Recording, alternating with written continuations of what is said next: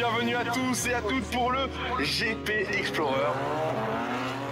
Salut les amis, soyez les bienvenus au Trophée Andros, c'est la dernière aujourd'hui à Superbès. Et boum, deuxième départ de Grand Prix de l'année. Nous, ce qu'on aime, c'est que ça aille vite et que ça fume. Pour faire du championnat de France de drift FFS1 une expérience inoubliable. 18h, 19h sur RCN, Racing Live avec Pauline Dillon-Schneider. Montez le volume et rendez-vous au premier virage. Bonjour et bienvenue dans Racing Live, je suis ravie de vous retrouver ce soir. Et ensemble, pendant une heure, nous allons parler événements automobiles. Et aujourd'hui, je suis avec Jérémy. Bonjour. Salut, merci à toi de m'accueillir ici. Est-ce que tu peux te présenter, s'il te plaît ? Ben voilà, donc je suis Jérémy Masson, alias Jay pour les intimes, président du JRS Carpathian, qui est une grande association du Grand Est. On est spécialisé dans tout ce qui est événements automobiles, rassemblements, sorties sur circuit avec des partenaires. Voilà, en gros, pour schématiser au début, quoi. On existe depuis 2017. Ok. Ah oui. Ouais, depuis le 2017, et l'association officielle du JRS a été entérinée officiellement en 2023, en février 2023. Donc l'association a 1 an d'existence, mais le JRS existe depuis 2017, novembre 2017 plus précisément. Et qu'est-ce qui a changé entre le moment où il y a eu l'association et avant ? Et ce qui a changé, c'est que ça nous a permis de nous ouvrir plus de portes pour tout ce qui est lieu de rassemblement. Le but étant de faire des événements autorisés, des événements encadrés. Donc le fait d'être en association a rassuré beaucoup les personnes qui nous accueillaient sur leur lieu, qui avaient la sympathie de nous accueillir sur leur lieu pour qu'on puisse effectuer ces événements statiques. Voilà, donc le statut associatif rassure un peu et nous permet d'être totalement dans les clous. Et c'était le but du JRS, c'était de faire vraiment les choses le plus sérieusement possible. Et voilà, le fait d'être en association nous a permis d'y arriver. Pour commencer, est-ce que tu peux nous présenter ton association avec tes équipes, vos buts, tout ça ? Ouais, l'association est constituée, alors il y a 7 personnes dans un comité. On est une association sous la loi 1901, donc plus ensuite une trentaine de bénévoles. Ah oui. Ouais, on est une trentaine de bénévoles officiels aussi. On ne refuse jamais d'aide des gens qui acceptent de venir nous aider. Il y a beaucoup d'engouement pour ça. Et donc voilà, comme je l'ai expliqué, notre but effectivement est de créer des événements statiques, donc rassemblement auto, d'auto anciennes, sportives, youngtimer. On a des critères de rassemblement, auto de prestige. Voilà, on parlera un peu plus tard. Bien sûr, qui sont très précis. Sur toute la grande région. On est sollicité sur toute la grande région, on est surtout sur le secteur de Metz en ce moment, mais il nous arrive de faire des événements ou des sorties un peu partout. Voilà.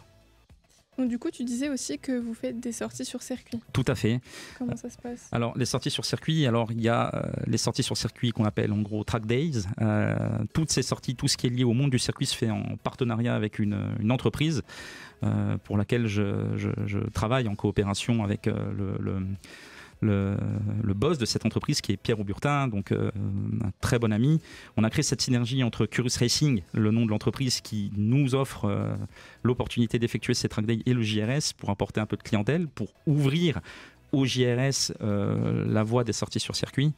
Donc le but, c'est tu peux venir avec ton auto, rouler sur des circuits comme Chambly, comme Mirecourt, comme Chenevière, même comme Spa-Francorchamps, le Nürburgring. Ah oui.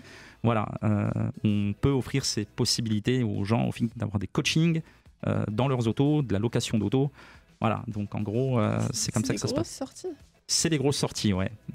On est plus localisé sur la région, notamment sur Chambly.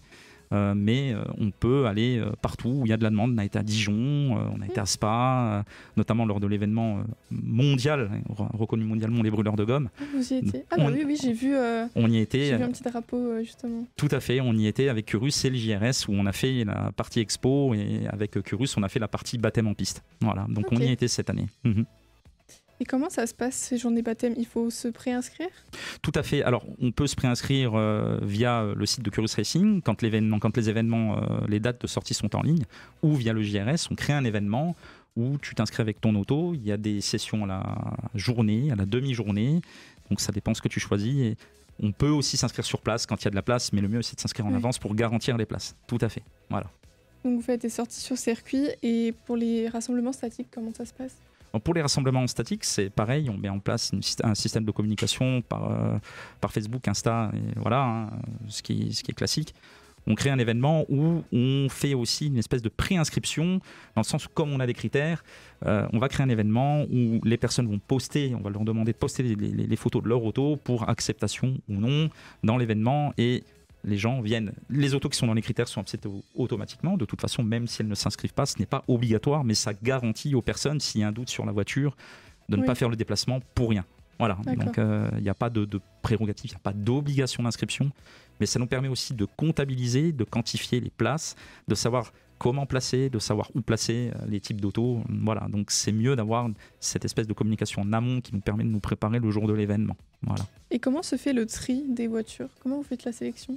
Le tri des voitures, comme je te l'ai dit, en fait, on a des critères. Donc on accepte en fait les autos anciennes, tout type d'autos anciennes, comme tu peux le voir par exemple au CVG, au Club Vignette Gratuite ou dans les rassemblements d'anciennes. Les voitures des années 80, 90, assez populaires, les sportives contemporaines, les supercars et hypercars. Tout ce qui est voiture, on va dire, de tous les jours, ou des voitures qui sont vraiment très abîmées, ou voilà, c'est des autos qui... On ne dit pas que ces autos ne sont pas bien, c'est des autos qui ne vont pas avoir un intérêt pour nos événements, donc on l'explique et on crée un parking visiteur où ils peuvent quand même venir avec leur auto et les garer en marge du rassemblement, quoi. Voilà. D'accord. Et ce tri se fait, alors pour te répondre, sur le terrain, ce tri se fait à l'entrée. À l'entrée de l'événement, il y a toute une équipe de minimum 6 à 7 personnes qui va dire voilà, là c'est bon, là malheureusement il faut que tu te gares. Voilà, ça se passe comme ça en fait. Oui, parce que même si les gens ne peuvent pas exposer leur voiture, ils peuvent la garer ailleurs et venir à pied de toute façon. Tout à fait, bien sûr, tout à fait. On n'interdit pas aux gens de venir voir le rassemblement. La seule chose, c'est qu'ils ne pourront pas forcément exposer leur auto. C'est tout. Et vous avez plein de partenaires aussi, j'ai l'impression, sur vos rassemblements statiques. On a pas mal de partenaires. On a beaucoup. Alors, on a des partenaires qui nous suivent depuis longtemps. On a des partenariats qui se créent. On a des exposants aussi. Quand je dis exposants, c'est des stands qui viennent nous voir de temps à autre, qui ne sont pas forcément des partenaires officiels, mais qui viennent voilà, pour l'événement. Effectivement, ouais, de toutes sortes. Il y a beaucoup qui sont liés à l'automobile, donc par exemple de la sellerie, du nettoyage, du covering, mais aussi. Comme le but de nos événements, c'est aussi des événements qui sont un peu familiaux. On peut avoir du maquillage pour enfants, de la vente de bijoux. On accepte aussi ce genre de la vente de miniatures. C'est très prisé. On accepte aussi ça parce que ça plaît beaucoup. Il faut aussi, ce qu'on veut faire avec le JRS, c'est insister sur la dimension familiale, même lors des journées circuits, un accès à tous. C'est-à-dire que ceux qui veulent sortir le dimanche, il n'y a pas que des voitures, il y a des animations autour. Voilà. Effectivement, pour nous, c'est important. Ça a l'air de bien marcher parce qu'il y a vraiment de tous les âges. Tout à fait, il y a beaucoup c'est le de but. familles qui viennent le dimanche. Tout à fait, voilà. Et il y a le site où on est, en ce moment, on est majoritairement basé zone de la Rotonde, à Osny, avec notre grand partenaire Green Dogs Beer, que je salue ce soir d'ailleurs. Et c'est un peu sur ce site-là, le complexe Loisirama, où est situé Green Dogs Beer. On peut faire ça parce qu'en plus, tu as Trampoline Park à côté, tu as pas mal de choses. Donc, c'est du pain béni pour nous à ce niveau-là, en fait, pour les animations. Qui jouent le jeu, certains sont partenaires, d'autres ne le sont pas, d'autres ne le sont pas encore, le redeviendront. Voilà, donc c'est une belle synergie, en fait. Et vous faites ce genre de rassemblement ailleurs ou c'est que ici? Non, on a en fait, alors il y a d'autres projets qui arrivent. Il y a des, bon, je peux pas encore tout dévoiler parce que tout n'est pas officiel, mais oui, on a fait des rassemblements du côté de Dieuze, Val-de-Bride, on fait des rassemblements partout où on nous appelle, où on décide qu'on peut faire. On en a fait à Villerue, on en a fait vraiment partout dans la grande région. On n'est pas limité qu'à Metz. Avant, nous étions sur Thionville, voilà, donc on est capable, on est mobile. On peut même imaginer d'en faire ici, sur Nancy, si l'opportunité se présente. On n'est pas fermé du tout à ça. D'accord. Et est-ce que vous vous associez avec certains circuits? Parce que parfois les circuits eux-mêmes font... Oui, tout à fait. Okay. Notamment le circuit de Chamblay, majoritairement, où il va y avoir un très très gros événement avec lequel on sera en partenariat avec le circuit de Chamblay au mois d'octobre prochain, qui est le Rétro Chamblay. C'est en fait pareil, le principe d'une journée circuit plus rassemblement. Les gens vont arriver avec leur auto ancienne jusqu'aux années 90, vont pouvoir rouler sur circuit par session, c'est-à-dire pas se promener. S'ils veulent vraiment exploiter leur auto au maximum, ils peuvent le faire. C'est assez drôle, il y en a qui jouent vraiment le jeu. Il y a une superbe parade et il y a une partie rassemblement que le JRS va gérer lors de cet événement-là, qui sera le premier week-end d'octobre. Voilà. D'accord. On va faire une première pause musicale et après on parlera de comment ça se gère justement ce genre de rassemblement. Pas de problème. 18h-19h, Racing Live sur RCN. On est toujours avec Jérémy de l'association JRS Carpathian. Voilà, merci. Et est-ce que tu peux à peu près nous expliquer comment ça se passe, l'organisation pour les rassemblements? L'organisation? De votre côté, ouais. Parce que c'est quand même énorme. Ouais, c'est quand même énorme. Donc, déjà, le but, c'est d'avoir, comme je le dis, tout seul, je n'aurais jamais pu rien faire. Donc, j'ai une équipe qui est fantastique, qui m'aide à gérer tout ça, même en amont. Il y a beaucoup d'idées que l'équipe a trouvées. S'il n'avait pas été là, il n'y aurait pas de JRS. C'est important de le dire. Donc en fait, on essaye, quand on a la date d'un événement, un mois minimum avant, on essaie de communiquer, de demander à toute notre partie bénévole qui sera disponible ou pas. Parce qu'il nous faut un minimum, je dirais, pour encadrer un événement du taille comme on le fait au Green Dogs Beer, comme je vais en parler après, il nous faut au moins entre 10 et 15 personnes, c'est nécessaire. Ah oui, quand même. Ah oui, c'est nécessaire. Le but, ce soit encadré.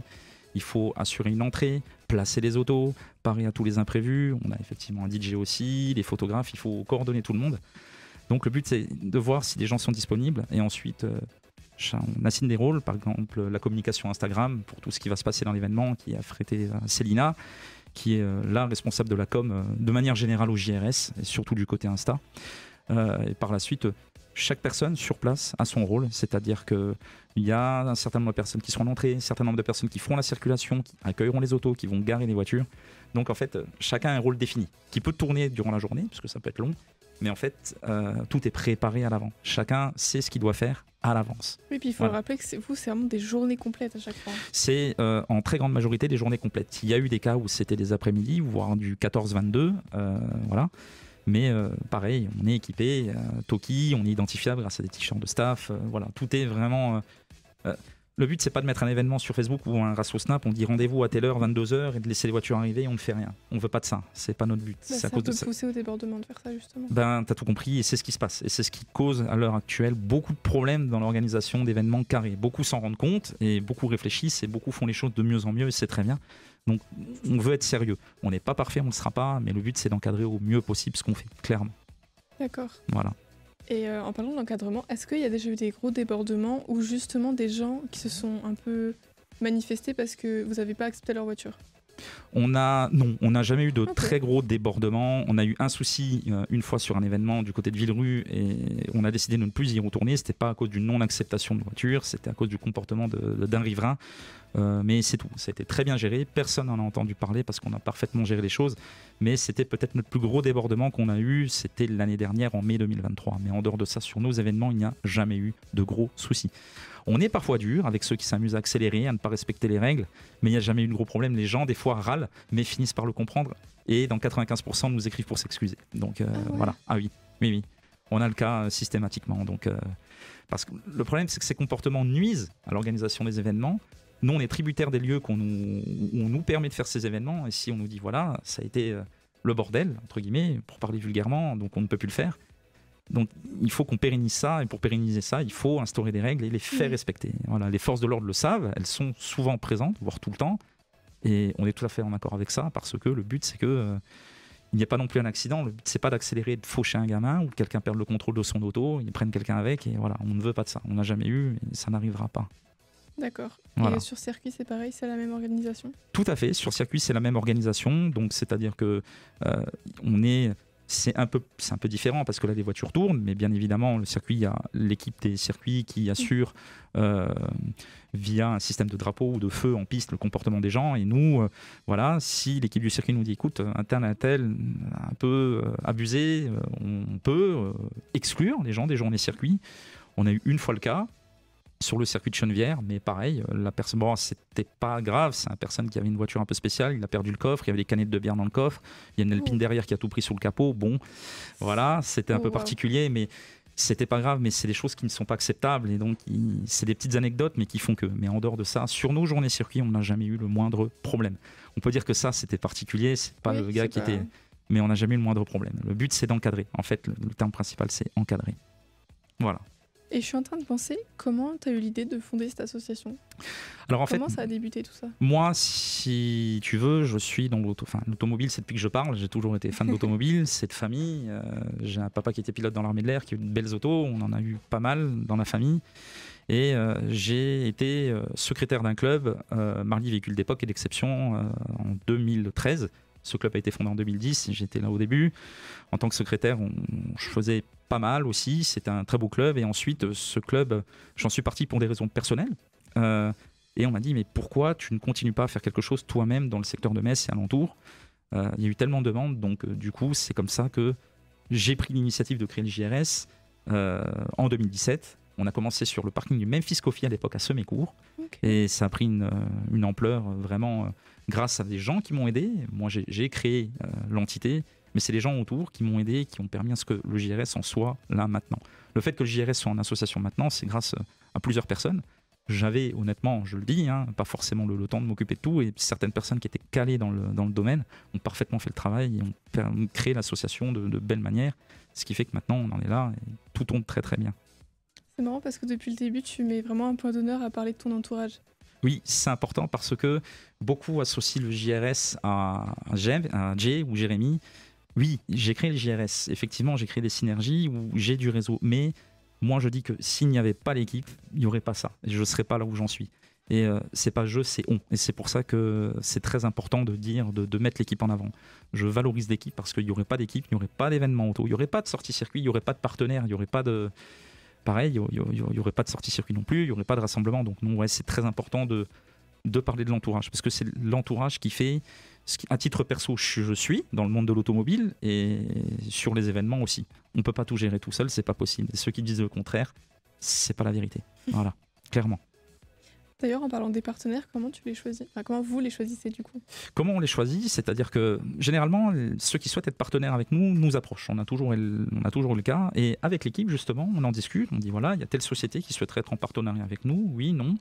On fait un vote. Si la majorité dit oui, voilà, on essaye. Donc, on sélectionne le partenaire comme ça. Tout simplement. C'est tout simple. Mais pareil, c'est un choix qui se fait en équipe. Tu peux en citer quelques-uns d'ailleurs de partenaires ? Bien sûr, Curious Racing déjà c'est un partenaire de cœur, Speed for Lux qui est aussi en synergie avec Curious Racing et l'IJRS, c'est-à-dire de la vente d'automobiles, de la recherche automobile privée pour une revente, ciblée plutôt haut de gamme. On a aussi Autosport Motor qui est un garage, un atelier mécanique. On a Clip My Car qui nous fait effectivement, c'est un vidéaste, un très très bon vidéaste du côté de la Meuse qui nous fait nos vidéos. Qu'est-ce que je peux encore citer ? Si je les oublie, on peut malheureusement pas tous les citer. Oui, non, c'est pas trop, c'est pas grave. On a Custom Design, notre ami, je ne sais pas si ça parle, qui nous fait nos trophées lors des remises de prix. Voilà, donc entre autres, voilà quelques-uns de nos partenaires qui sont vraiment d'excellents partenaires. Est-ce que les remises de prix, c'est pour les journées circuits du coup ? Non, alors justement, en fait, on ne fait pas de remise de prix pour les journées circuits parce que justement, le but d'une journée circuit, c'est de s'éclater, c'est pas une compétition, on ne chronomètre pas. Le but, c'est que tu viennes, tu apprennes à exploiter ton auto. Beaucoup se prennent pour des pilotes alors qu'ils ne le sont pas. Il y a du coaching. On peut aussi louer des autos qu'on met nous à disposition. Et on n'incite justement pas à la compétition du tout. De toute façon, c'est interdit. Surtout, voilà, c'est pas une compétition officielle, c'est un track day. Track day, c'est tu viens avec ton auto, tu roules. C'est pas une compétition. C'est pas une compétition, tout simplement. C'est sur nos événements statiques, sur des événements comme le Green Dogs Beer, par exemple, on crée des concours d'élégance avec des catégories. On crée des trophées spécifiques. Donc, on ne va pas aller chercher une coupe toute faite. On préfère créer pour l'occasion des trophées spécifiques. Et c'est Rodolphe de Custom Design qui en a la charge cette année. Et ensuite, on décerne les prix comme ça. Voilà. Il y a quoi comme prix ? Par exemple, le prix de la plus belle voiture ancienne, le prix de la plus belle voiture de prestige, le coup de cœur féminin, voilà, le coup de cœur du jury, et voilà, tout simplement. D'accord. Il y a généralement 5-6 catégories où on décerne un prix comme ça. Ah oui, du coup, ça met pratiquement aucune catégorie de côté, ça fait beaucoup de prix. Tout à fait. C'est le but. C'est le but que tout le monde soit content. Voilà. Après, par exemple, on va faire un événement le 14 juillet prochain, c'est le jour de la fête nationale. On va faire, je donne un scoop, un concours d'élégance uniquement pour les autos françaises de tout type parce que c'est la fête nationale en France. Ok, voilà. D'ailleurs, parle-nous un peu de cet événement, profites-en. Donc voilà, il a été communiqué il y a maintenant 2 semaines, déjà un très très bel engouement. Donc le 14 juillet, on organise un événement statique au Green Dogs Beer. Donc ce sera notre troisième événement là-bas cette année.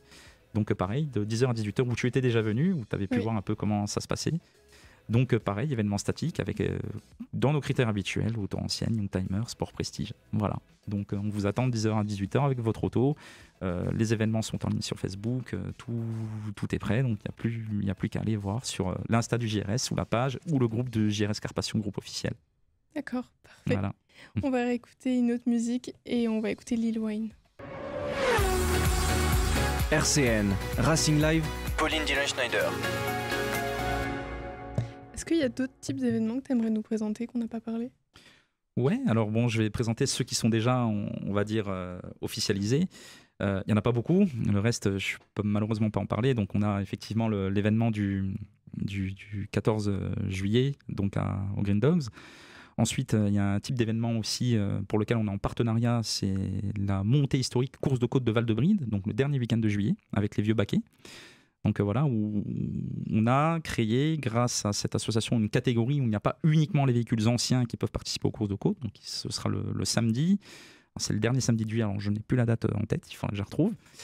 Voilà, et par la suite, pour le moment, stand-by. On est en train de créer des événements, mais voilà pour le moment les événements officiels. Donc un rassemblement statique et une montée historique. Pour les personnes qui ne sauraient peut-être pas, est-ce que tu peux expliquer ce que c'est une course de côte? Bien sûr. Alors en fait, course de côte, le terme est peut-être un peu... Parce qu'on n'est pas dans le cadre d'une compétition, donc on va plutôt appeler ça une montée historique ou une montée sport et prestige. C'est-à-dire qu'on ferme une route avec autorisation des municipalités et des forces de l'ordre, où les gens, avec leur auto, peuvent monter à leur rythme. Ils peuvent monter vite, ils peuvent monter tranquillement, ils peuvent... Voilà. Les autos, elles sont... Comment dire? Elles passent une espèce de contrôle technique, de vérification technique. Il faut que les personnes soient casquées, il faut que les autos aient des freins qui vont bien, les pneus qui vont bien. Donc en fait, c'est une partie d'où. C'est un peu comme si tu roulais sur circuit, sauf que là, tu es sur une route qui est fermée pour l'occasion. Voilà. D'accord. C'est, si tu veux, ça peut se rapprocher d'une épreuve de rallye. Sauf que ce n'est pas chronométré, c'est interdit. Mais Parce que juste le but, c'est de faire, en fait, il n'y a aucun... Tout à fait, il n'y a pas d'enjeu, il n'y a pas de chrono. Le but, c'est de s'amuser à son rythme sur des routes qui généralement étaient utilisées pour des courses de côte d'époque, pour des courses de côte qui existent encore, mais des vraies courses de côte, donc des vraies compétitions. Sauf que là, on est dans le principe d'une montée, pas balade, parce que les routes sont fermées, tu peux aller à ton rythme, mais qui ne sont pas dans le cadre d'une compétition, qui ne sont pas chronométrées. Voilà. C'est comme le principe des sorties circuits que je t'expliquais tout à l'heure, c'est que tu peux rouler fort sans être chronométré, sans être dans le cadre d'une compétition officielle. Et avec sa voiture de tous les jours? Tout à fait, avec sa voiture de tous les jours, exactement. D'accord. Et il y a certaines conditions aussi pour... Il y a certaines conditions, c'est effectivement que les autos n'aient pas subi trop de modifications particulières, soient en bon état. Il faut que les pneus soient, comme je le disais, en bon état. Il faut un extincteur à bord, par exemple. C'est tout ce genre de petites choses. Ouais, il faut le savoir, ça. Oui, tout à fait. C'est spécifié dans le règlement lors de l'inscription à ces montées historiques ou ces courses de côte. Tu vois, j'utilise le terme montée historique, mais c'est montée sport et prestige, parce qu'il n'y a pas que les voitures d'époque qui peuvent monter. Donc voilà, en fait, oui, il y a certaines règles à respecter et l'auto doit elle-même respecter certaines règles, effectivement, pour pouvoir participer à ce genre d'épreuve. Donc vous avez ça de prévu, du coup? Oui, tout à fait, à la fin du mois de juillet. D'accord. Le GRS assiste en fait les vieux baquets, c'est une association qui est spécialisée là-dedans. On sélectionne notamment les autos contemporaines qui peuvent participer à cette montée et on les aide lors de l'événement. Voilà, tout à fait. D'accord. Et certains d'entre nous, ils participent aussi avec leur propre auto. Tu y participé, toi? Oui. C'est vrai? Oui, tout à fait. Du coup, tu vas faire ça avec quelle voiture? Alors, je ne sais pas. Je viens d'acheter une Alpine à 110 et je pense que je vais le faire avec l'Alpine. Ouais, parce que ça se prête bien à ce genre d'épreuve. Donc, ouais, j'ai envie. C'est assez historique là-dessus. Donc, ouais, je vais rouler en Alpine là, ce jour-là. Voilà. Est-ce que les courses de côte, ça a l'air d'être quelque chose qui te semble important? Ouais, c'est important, on en parle beaucoup, ça revient beaucoup à la mode. Il y a eu beaucoup de demandes, il y a beaucoup d'organisations qui en refont bien. Il y a celle d'Abrège-Villers qui est très très connue, qui a eu lieu le week-end dernier, là, qui plaît beaucoup. Oui. Ça recommence à se lancer, à se recréer, c'est bien. Parce qu'au moins les gens roulent avec leur auto, ils peuvent l'exploiter un peu plus que sur une route ouverte. Et c'est ça qui est plutôt agréable. Voilà. D'accord. Donc c'est le dernier week-end de juillet. Oui, tout à fait. C'est où? Ce sera du côté de Dieuze, Val-de-Bride, en fait, sur la commune de Val-de-Bride, tout simplement. Voilà. D'accord. Donc, donc le dernier week-end de juillet, sur 2 jours, le samedi et le dimanche. Le samedi, plus réservé à des autos, disons, sportives contemporaines, et le dimanche, uniquement à des autos historiques, donc des autos anciennes spécifiques. Voilà.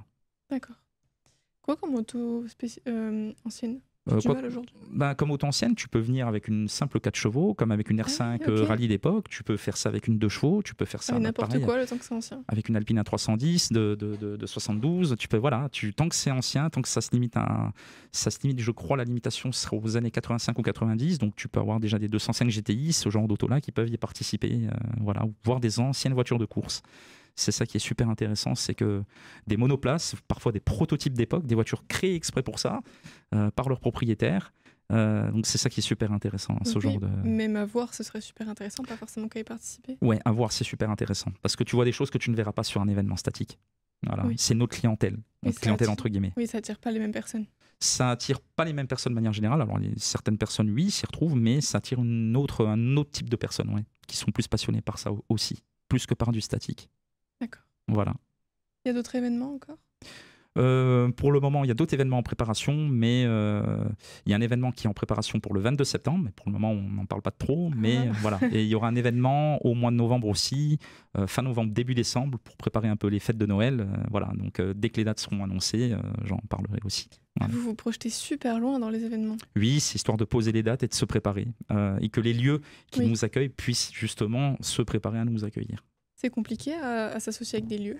Non, alors pas avec les... Disons que les lieux avec lesquels on est associé pour le moment, comme tout se passe bien, il n'y a aucun problème. On arrive à fixer les dates longtemps en avance, donc il n'y a aucun souci, même quand il y a Il y a eu, par exemple, un décalage de date. On devait être au Green Dogs le 30 juin, ça n'a pas été possible. On a décalé au 14, il n'y a pas eu de souci. Les autorisations, aucun problème. Donc non, on n'a jamais eu ce souci. Il peut nous arriver, par exemple, ça nous arrivait pendant le Covid, où on a dû annuler des événements pour cause de confinement, mais c'est tout. Même pour intempéries, on n'a jamais annulé un événement pour le moment. Donc voilà, on n'a aucun souci. D'accord. Ouais. Il y a quelque chose que tu aimerais rajouter? Quelque chose, voilà, comme on en a parlé, que ce genre d'événement ne se fait pas tout seul et que s'il n'y a pas un bon entourage autour, on ne peut pas y arriver, mais c'est surtout que le but des rassemblements auto, l'automobile est mal vu chez nous, très mal vu, et que pour qu'on puisse permettre à ce qu'il y ait encore un engouement, une passion qui se voit pour le mieux ou qui se véhicule pour le mieux, il faut faire les choses carrées dans les règles et encadrées. Voilà, tout simplement, c'est tout.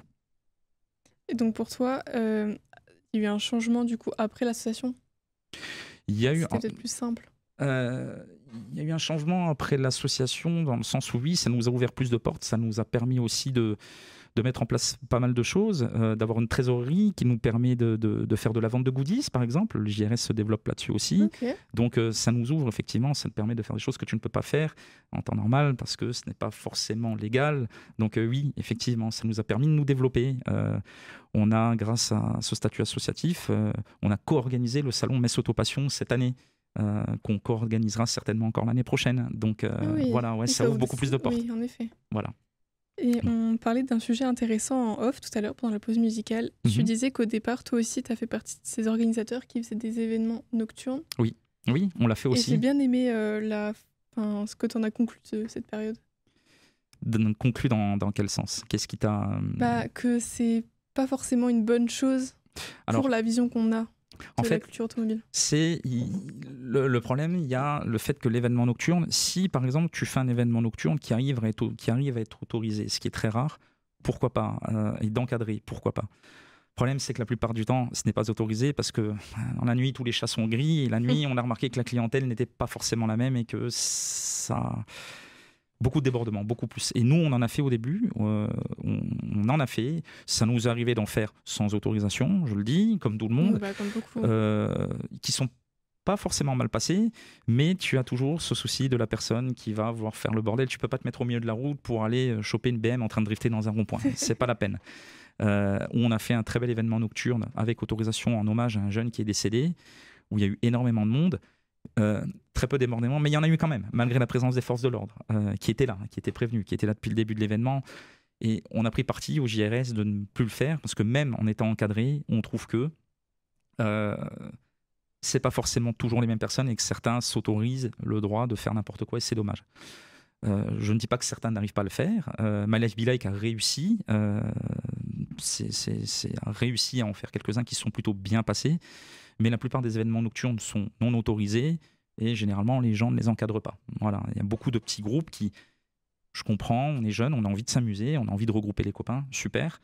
On le fait sans autorisation et on ne regarde pas ce que le copain fait à côté, on ne regarde pas que le copain est en train d'accélérer, est en train de faire le con sur le parking, claquer du rupteur, il y a des riverains, il y a la police qui arrive. C'est pas bon. Je comprends, on a tous voulu rigoler, s'amuser, mais dans l'événementiel auto, le problème c'est que nous, après, en voulant faire les choses carrées, on le paye cher, tout simplement. Et parce que tu disais aussi que ça fermait des portes. Oui, tout à fait. Parce que quand tu es en recherche d'un lieu où il y a de la place, notamment un parking de super ou hypermarché, comme la plupart de ces événements non autorisés se font sur ce genre de lieu, et en toute logique, les directeurs de ces hyper nous disent non, voilà, il y a eu le bordel là, un tel soir, on n'accepte plus. Et ce qui est totalement légitime, on ne peut que les comprendre. Donc nous, même en arrivant avec la lettre, le statut associatif, ou en présentant l'association et ce qu'on fait, certains sont réfractaires à ce qu'on puisse organiser ce genre de rassemblement sur leur lieu. C'est l'exemple typique. On a déjà eu cet exemple-là, on nous a déjà dit ça par le passé, donc, et on le vit encore aujourd'hui parce qu'on cherche aussi d'autres lieux pour s'étendre, et malheureusement, c'est compliqué d'en trouver, tout simplement. C'est aussi à ça que sert mon émission, à essayer de rendre une image un peu plus jolie de la culture automobile. Ouais. Et c'est pour ça que je te remercie, parce que c'est important que des gens comme toi aient cette initiative de nous permettre de parler un peu de notre passion et surtout de nous permettre de nous exprimer librement, tout simplement. Merci, c'est gentil. Je t'en prie, avec plaisir. Est-ce que tu aurais quelque chose d'autre à rajouter pour conclure ? Pour conclure, merci déjà à toi de m'avoir accueilli ici, au nom de toute l'équipe de JRS. C'est toujours un plaisir de parler auto. Et puis surtout, je veux remercier tous ceux qui m'ont permis d'évoluer dans le monde auto, que ce soit du côté du JRS avec une équipe qui est fantastique. Ça a été dur de trouver une équipe stable. C'est comme dans chaque association, des gens arrivent, des gens partent.